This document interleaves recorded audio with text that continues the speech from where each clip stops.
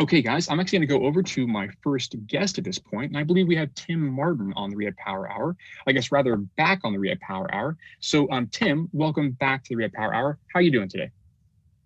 Happy Cinco de Mayo. Yes, Yeah, very exactly. well. Very Thank you. good. Very good. Very good. It's a little early for Back me on on the East Wednesday. Coast. Okay. Okay. Yeah. Very good. So, Tim, let's just remind everyone who you are, where you're calling from, and remind me when you had your neurologic injury. Need to refresh. Okay, I'm calling from Ponte Vedra Beach, Florida. I had a stroke 10 months ago. I was in my driveway. Infected my right hand and my right leg. And the right arm was most of the biggest problem. But despite that, as I say, I backed up the car and drove to the ER by myself while I was having a stroke. So I like to say I'm a fighter, and that's what served me well. So I guess Very spent good. 3.5 months in Brooks Rehab, which is a place here in North Florida. Yep. And rehab has come along okay. Okay. For hands, they'd give you little balls to hang on to and pick up some things, but I didn't see it going anywhere. So when I was released middle of October, I was frustrated one night, and I decided to see what on the internet what they have here. I never even heard of you guys. As soon as I saw that, it said you could try it for 30 hours. I said, what do I got to lose? It made sense, but I said, this is too easy. And I know everybody's different. And I feel very humbled because I see everybody has their different struggles. But I got this thing. I'm sorry, I didn't even read the instructions. I just hooked it up and typical guy, we're ready to go. And I'd say within 3 or 4 days, I started to see improvement. Not huge, but it's a lot better than just holding on to a foam ball and doing nothing with it for like a half hour. I mean, I can even pick up my hand here with this damn machine now. And as you know, your movement's first in your shoulder, then your forearm, then your fingers. And you and I have had a few conversations about what I can do for fine motor skills. Yep. You know, I get up in the morning, my walking is okay. I walk with a cane.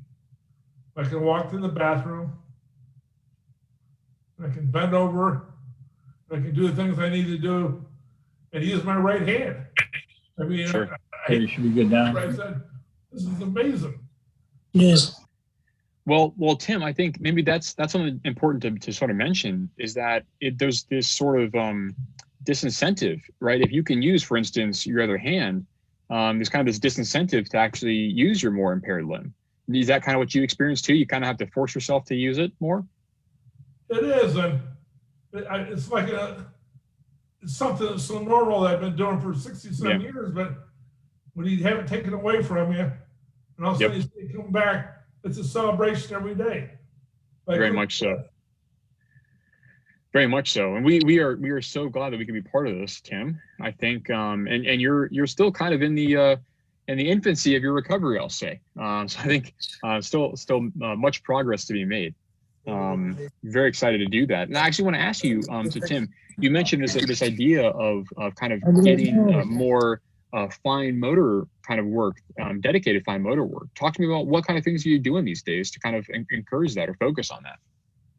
Well, I called up Brooks Rehab and told them, what do you think about Botox after you and I talked about it? Sure.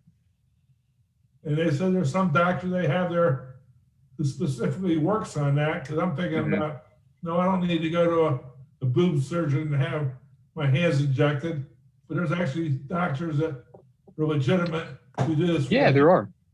Yeah, there are. I think this is very much in the domain of either PM&R docs, physical medicine rehabilitation docs, or even neurologists will sometimes do this as well. It depends on what they're, ideally what you'd get is you want to get a neuromuscular doc. I have a couple of colleagues who do this, a very subset of physicians. But if you can find one of those, they are the gold mine, because they can drop the right amount of Botox in the right exact place. So, but this past week, you you saw the things I posted there on Facebook. Yeah, yeah. And, moving my hand around and doing all that stuff. So I hit the wall though. So I was really feeling good, saying, I'm gonna walk over to my couch. Because I have a really nice leather couch with down pillows. I haven't sat in that thing in 10 months. Mm-hmm. All I can say is it took 2 people to get me out. And I said, thank God, the day I had my stroke, if I'd come inside of the house, no one was here, I would have sat down and that would have been it. Yeah. But we're doing fine, but we're not getting near the couch anytime soon. Sure. So I'm in a wheelchair right now as I talk to you. And I get up and I can walk a little bit. Not as good as Heather. Heather's a real inspiration. Seeing all the stuff she can do at 250 hours, where I'm right around 100 hours. This week I'm going to try to go over 100 hours. Very good. That'll be a big benchmark there, Tim. So remind me, how long have you been using the Motus Hand?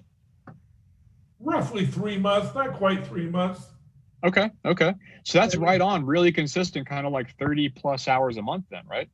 It was. I've been distracted with some things. So I've missed some days. And then we had some problem with my machine that we were working on today. Sure.